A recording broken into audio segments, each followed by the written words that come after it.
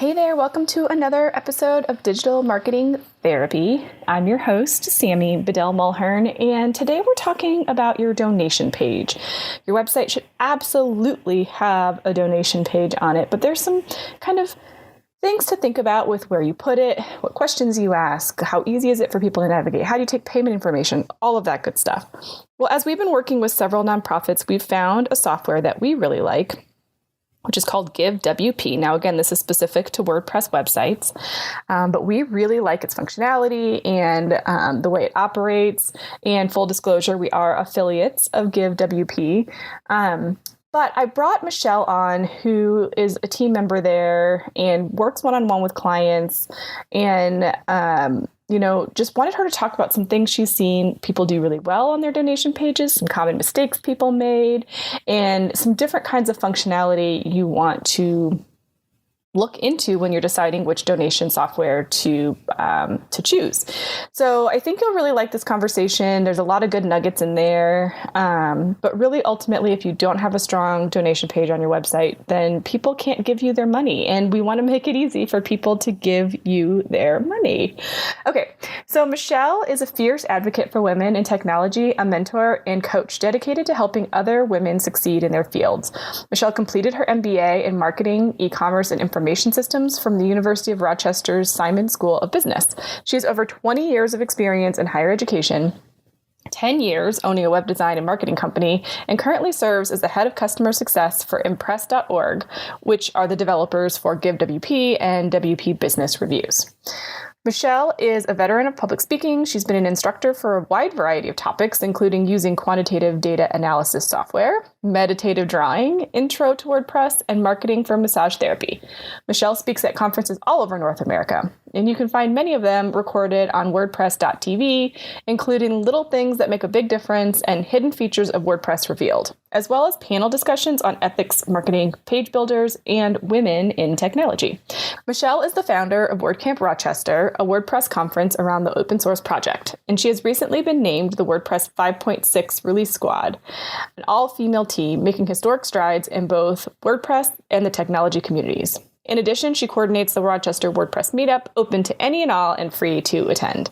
And in June 2019, she started a podcast, WP Coffee Talk, and has recorded over 100 interviews with people in the WordPress community worldwide. She's the author of A Good Firm Handshake and Other Essential Business Tips, available now on Amazon.com. Michelle mentors and coaches women business owners in technology around the areas of growth, website blogging, marketing, and work-life balance, and is also the head of marketing for Sentry Hosting. I mean, she has a ton of experience, a ton of background. She has worked with thousands of nonprofits on their donation pages. And I promise you, this is not just an ad for GiveWP. We do talk about some of their functionality, but really it's about how to really maximize your donation page, what to do to make it stand out, and how to gather the information and automate things so that you can continue to get those donations and engage with your audience and keep them donating time and time and time again. So let's get into this episode. But before we do that, this episode is brought to you by my guide, 9 Ways for Nonprofits to Make More Money Online. So head on over to thefirstclick.net/fundraise to download this guide today. There's 9 great ways that you can get online. They, help you get more money, help you get more visibility, help you reach your donors, help you reach, the people that you serve. So definitely download it and hit me up if you have any questions. Start with the one that you can get the quickest win on and go from there. But for now, let's get into this episode. You're listening to the Digital Marketing Therapy Podcast. I'm your host, Sammy Bedell-Mulhern, and each week I bring you tips from myself and other experts, as well as hot seats with small business owners and entrepreneurs to demystify digital marketing and get you on your way to generating more leads and growing your business. Well, welcome, Michelle, to the Digital Marketing Therapy Podcast. Thank you so much for joining me. Thank you for having me. It's really nice to be here. So you are the head of customer success at GiveWP, which is a donation platform for nonprofits and organizations. And so how did you get involved with them? And tell us a little bit about yourself. Sure. So I was a freelancer for several years doing digital marketing, and 90% of my business was working specifically with WordPress and building WordPress websites for my customers, excuse me, and for my clients.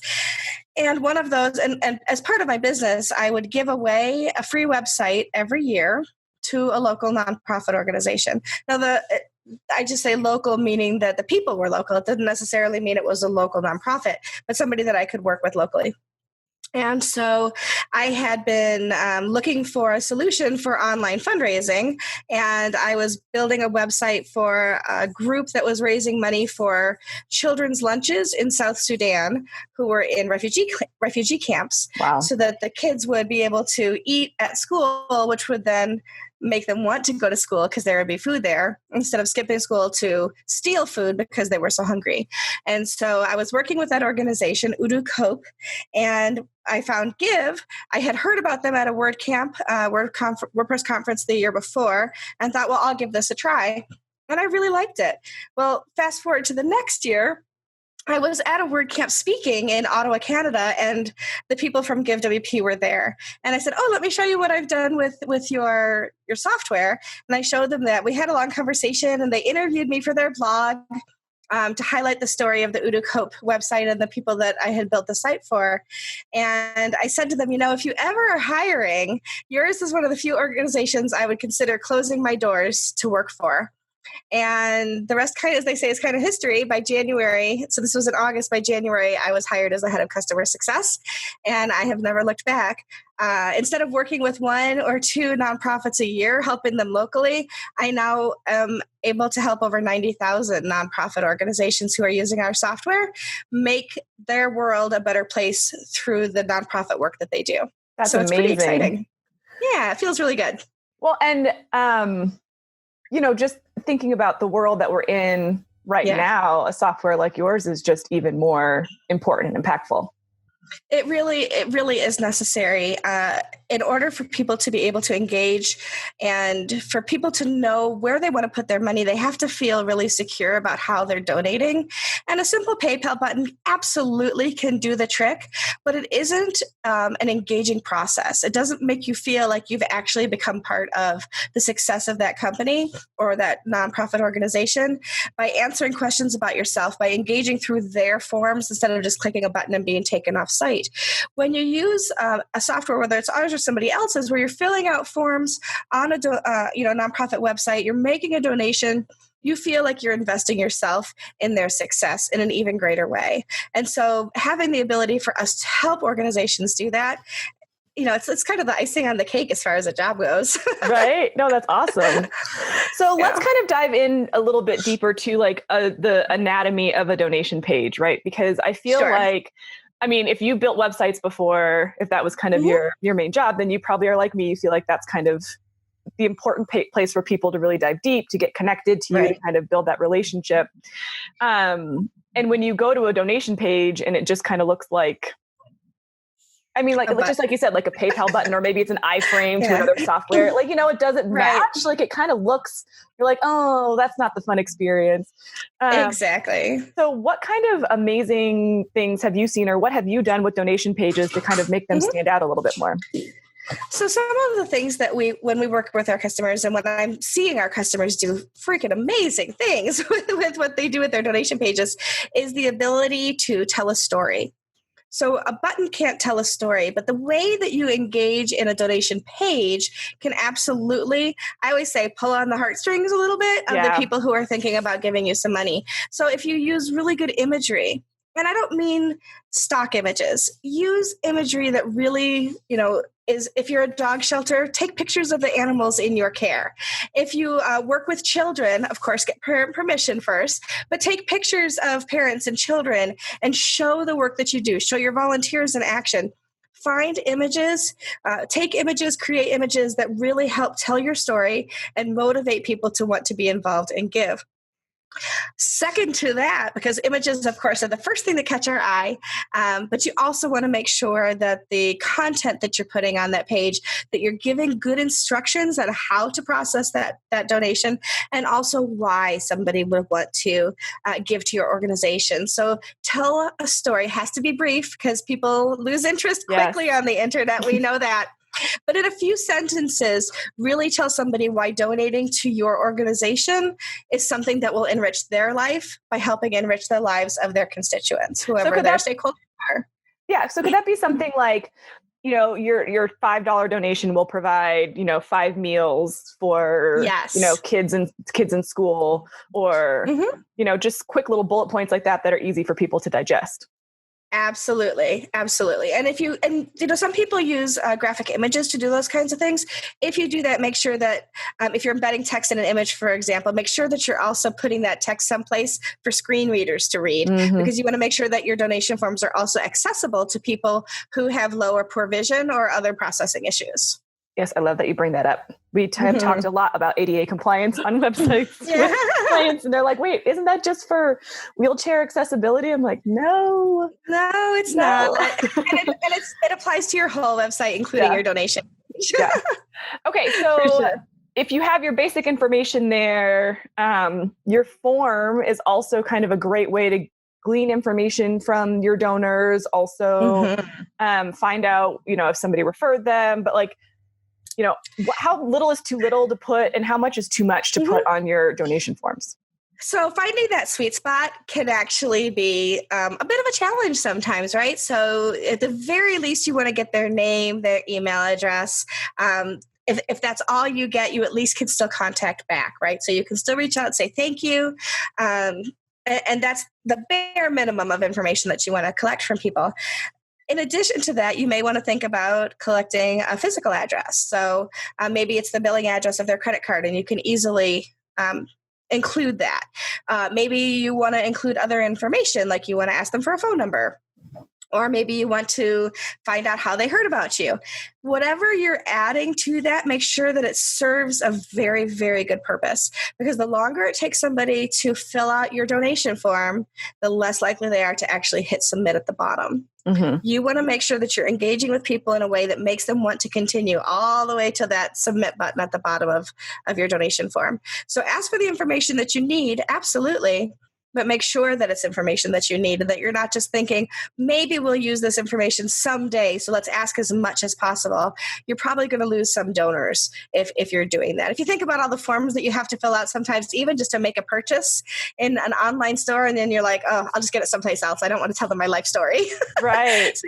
Right? So you want to make sure that you're asking information that is appropriate, asking information that is compliant with things like GDPR. So if you are if you're collecting donations for across the world, right, not just in the U.S. or Canada, you want to make sure that you're compliant for all of those privacy issues. And privacy can change state by state, even in the United States, but it certainly differs country by country. And in Europe, they have GDPR. And so we need to make sure that you're actually collecting information in a way that's safe and that people can opt out of eventually as well.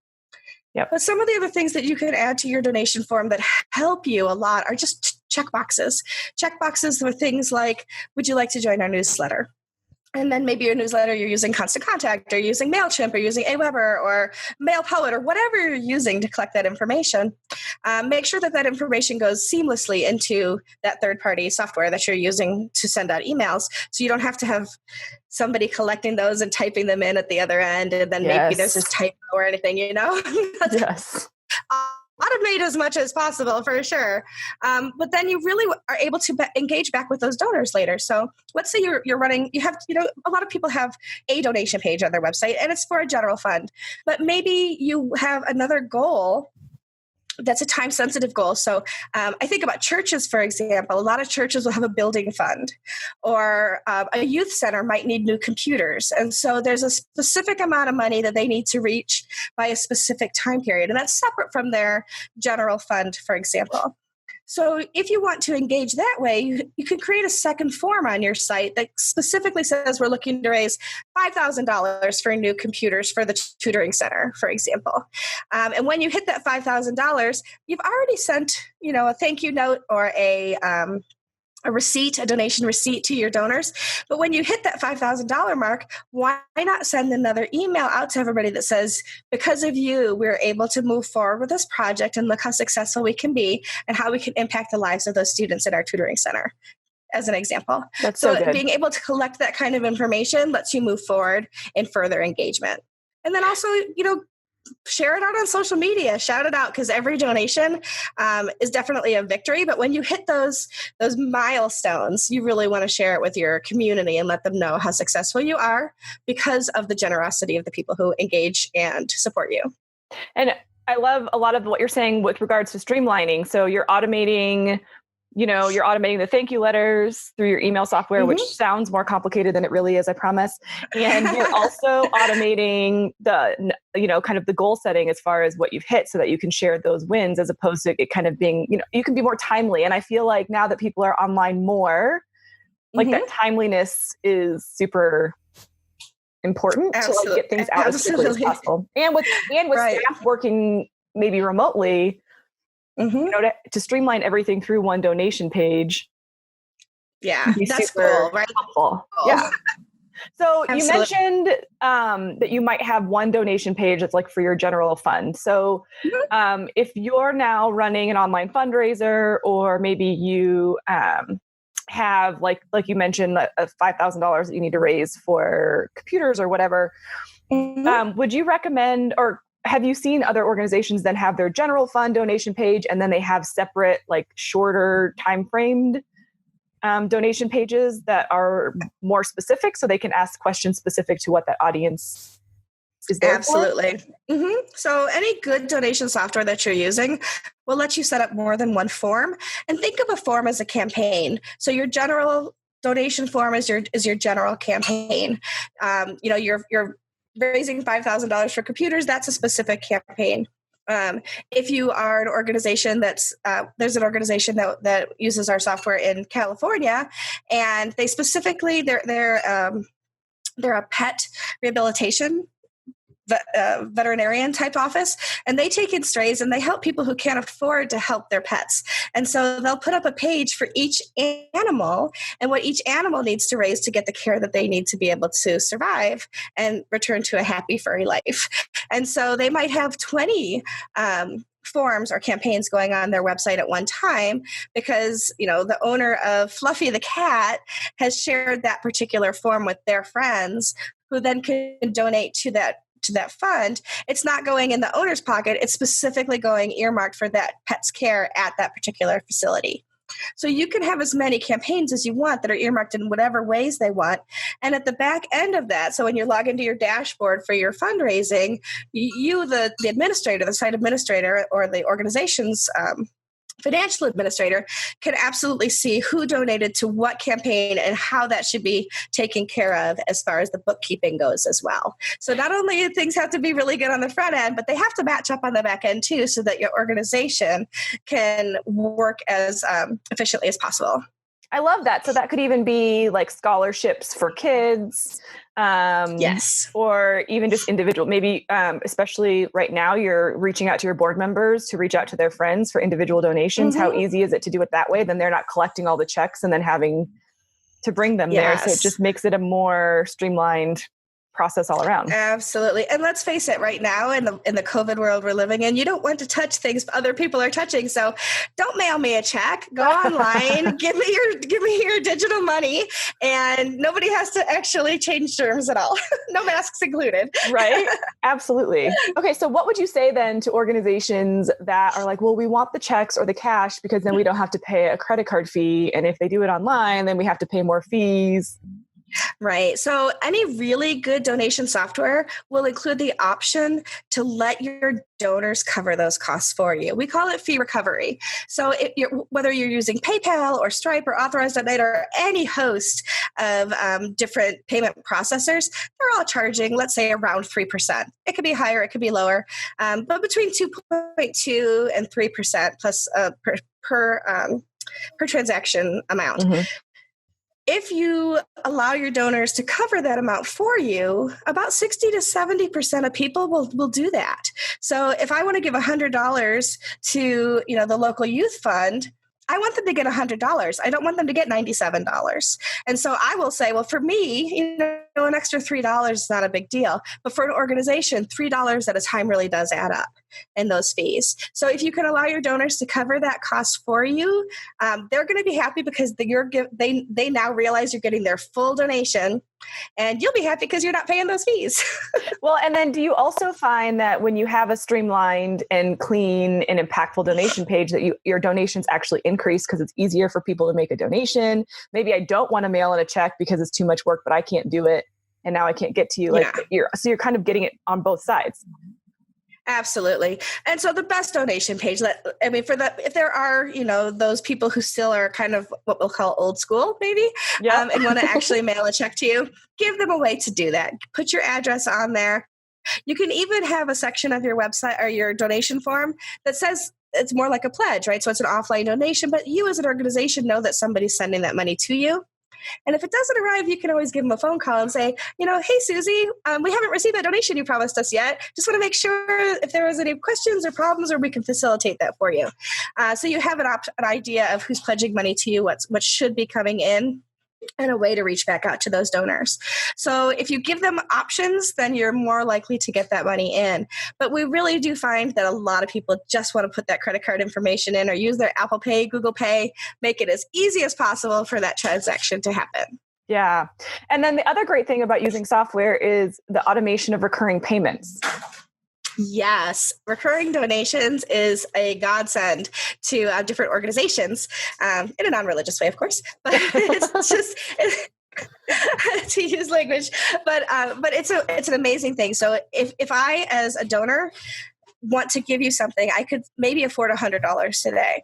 But if I think about giving you $25 a month over the course of 12 months, that's a lot more than $100. And it feels like less to me as the donor because I'm not finding it out of a giant chunk of my bank account at one particular point in time. So allowing people to give over time like that actually does increase your donations. People like to do that. In churches, we call it tithing, and churches set that up frequently to be able to do that. But we do that in other organizations as well, where people really do want to give on a continual basis, but they don't want to have to set a reminder. You don't want to have to call and say, hey, where's your donation this month? Because nobody's obligated to donate to you. And so it lets people just say, I really want to continue to be a part of your success. Yeah, we see that with organizations like I think the ASPCA does that. Yes. I think St. Jude, their campaigns definitely run on that. Exactly. And I think that's where that language on the donation page of saying, like, if you only give $5 a month, it'll help do this, makes it really easy, or $10. It makes it really easy for people to make those recurring payments because they can say then, right, like, I'm supporting 5 dogs every single month with my $10 donation. Like, you get that exactly feeling.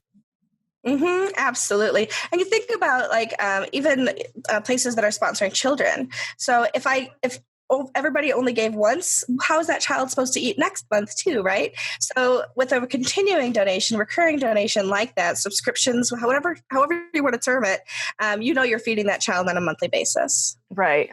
Just keeps that ooey gooey feel goodness going. It does. That warmth inside, like warm and fuzzy. So I know there's some other features that, obviously we're here to just talk about donation pages as well overall, but I know there's a couple of features that GiveWP has that I'm not sure if they are across the board for everybody, but one thing that I also know is helpful is the ability for people to log in and see their own donation history. Yes, and not every donation software does that. But with GiveWP, you can actually set up a page on your site where somebody puts in the email address they've used to donate. It triggers an email back to that email address and gives them a one-time link to be able to see that donation history. So it's secure. They're not technically logging into your website, so they don't have to have a login and a username. But it gives them the information that they need. It expires, so it's very secure, and it allows you not to have to constantly be sending out notifications when people say, hey, can I have another copy of? Yeah, I'm just thinking about like around tax time or like the end of the year when people are trying to figure out how much they've donated, like, the phone calls that come into your donor team about having to send out all those and to just be able to say, here's a link, you can just get it yourself. I mean, not like that, but you know what I mean? In a much kinder, gentler way. Yes, to send out an email to all of your donation base, to your donor base that says, hey, I know that you're going to want this information for your tax time. Click this link and it'll be obvious how to do that. Yeah, I think that's great. Or if people have questions about what was charged on their card, it's all right there. It's easy for them to kind of... They can, they can see it at any time. One of the other things that we have that I think other organizations or other donation processing sometimes have, depending on who it is, but we have an add-on called Tributes. And what that really does is it lets somebody give to your organization in honor of or in memory of or in tribute to a third party. So for example, if I wanted to give to, let's say, the Ronald McDonald House in my town, when my niece was born, she had all kinds of problems. She's an adjusted adult now, but when she was born, she was in the hospital for quite a while, and my brother and his wife took advantage of the Ronald McDonald House in town.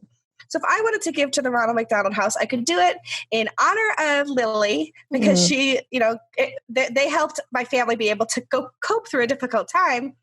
And then I could send that notification to my brother to say, hey, Michelle gave X number of dollars to the Ronald McDonald House in honor of Lily. Now my brother gets to feel good about it. I get to feel good about it. And maybe my brother makes a donation too, because now he sees an opportunity that he might not have seen before.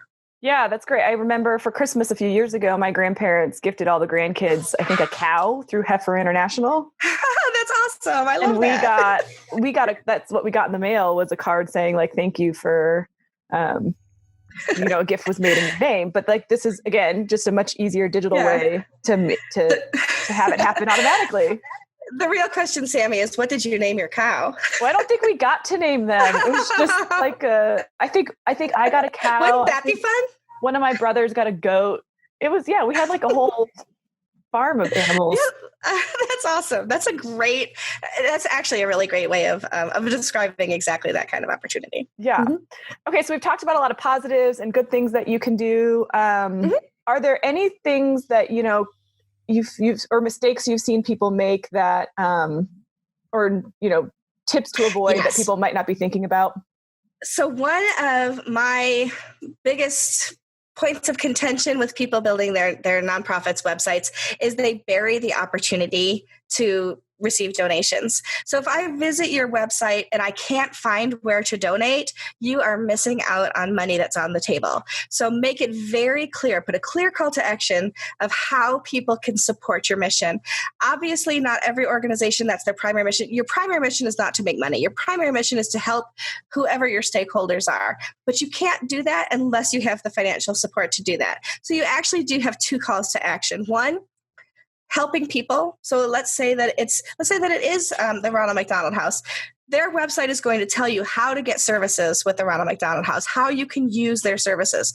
But secondary to that is, hey, they still need money to make it work. So they're doing a two-pronged call to action. One is, if you need our services, this is how you access them. The other is, this is how you support us. And you have to make it very clear how to do both of those things. Yeah. Well, and I think, you see a lot of nonprofits in their main navigation, there's a donate button that's right there, always prominent as well. But sometimes you click that donate button, it takes you to a page that you click another donate button, which takes you to a third page.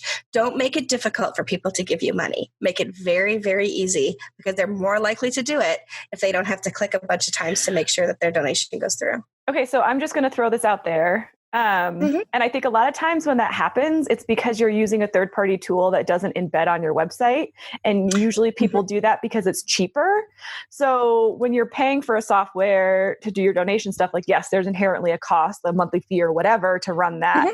But kind of what you're saying is, by making it clean and simple, you're actually going to convert more people and will most likely recover the cost of that software plus more, just by making it clean and simple. Yeah, but even sometimes when it is embedded on the site, people will have a donate button at the top. You'll click the donate button, you go to a page that then describes all the different ways that you can donate, and you have to click another to go to another page. So now you're 3 pages deep before you ever get to a form. Yeah. Make that first click be to where they can actually make that donation and not redirecting them yet again to be able to do that. No, that's great. Any other mistakes that you see people making, or is that kind of the big one that just is your pet peeve there? That definitely is one of my pet peeves. The other one is being directed offsite. So if you are using a third party that takes you offsite, it's not embedded on your site. You click that button and suddenly you're on somebody else's website to make that donation. That's not a good feeling, because you felt like you've broken the connection with me at that point in time. And that includes those going off site to pay PayPal or to make a donation through PayPal, especially if after you make that, you're not returned back to the main site afterwards. So the less that you can direct somebody off of your website someplace else, the better you are and the more likely you are to have people complete those donations. Yeah, no, that makes a lot of sense. So your action steps are to go look at your donation page right now and see what it looks like. Yes. Make sure you have some strong language on on the page with the form to explain kind of how people are supporting you. Make sure every single form on that field is absolutely critical to information you need to gather. And then make sure that you can do recurring payments or credit card recovery. Yeah, and then any other things that you think will move you forward. So, like if having tributes on there and being able to give in honor of somebody will help you, that's a great thing. Those kinds of things, connecting straight through to a newsletter. Those extra things can really help with post engagement as well. Awesome. Is there anything else that you think is important to add here, Michelle, that I can bring up? Okay. So, social sharing. So when somebody completes your donation, they should have the ability to click a link that says, share this on Twitter, share this on Facebook, share this in social media, so that they're proud of the fact that they're supporting you. That's social proof right there. So if I, a third party person, love your organization so much that I'm willing to put it out on my social media, my personal social media, that's social proof that you exist for a really good reason. And it's free marketing. Basically. It is free marketing. It is. So other people are able to do your work for you and make your network even bigger. So if you can incorporate social sharing on that donation confirmation page, then you're even further along. And it's important too to say that even if you're not on those channels, like even if your organization isn't on like Twitter, for example, you should still include that social share option because people can still find out information about you. Yeah, all that has to do, it doesn't matter if you're on Twitter, if you're on LinkedIn, if you're wherever, as long as somebody can click a link back and donate to you as well. That's all that really matters. Yeah, no, that's a really good point. And we've talked a lot about that on previous episodes, so we'll link to that in the show notes. And then if people want to know a little bit more about GiveWP and, the software and what it provides, where do they find that information? Yeah, so you just go to GiveWP.com. There's a lot of different ways that you can engage with us there. You can absolutely through the whole thing and do a bunch of research yourself, but you can also sign up for a one-on-one demo. And so either myself, Amanda, or Amy will get on a screen share with you and we'll demo the software for you and answer all the questions that you have in advance of the purchase. And then if you do make a purchase and you want a little more help, we actually help you with that too. We do onboarding with our customers who need it. Oh, perfect. But it is important to note that it is a WordPress specific plugin. It is, yes. So, which is where the WP at the end of Give comes from. Yep. In case people didn't know. I'm sure there's tons of software that's out there for all the other different platforms as well, and customization. We just tend to focus on WordPress here at the Digital Marketing Therapy Podcast. So there you go. Me too. I love it. Well, Michelle, thank you so much for taking time out of your day to chat with us about donation pages. It was really helpful. It was my pleasure. Thank you so much for inviting me. I so appreciate Michelle coming on today to talk with all of us about our donation pages. I hope that you got some good tidbits, and definitely take a look at your website and see how you might be able to tweak and refine. Head on over to the show notes at thefirstclick.net/podcast. I will have links there to GiveWP if you want to check it out, as well as some other resources that we talked about in this episode. For now, make sure you subscribe wherever you listen, and if you feel up to it, leave us a review. Otherwise, I look forward to seeing you in the next one.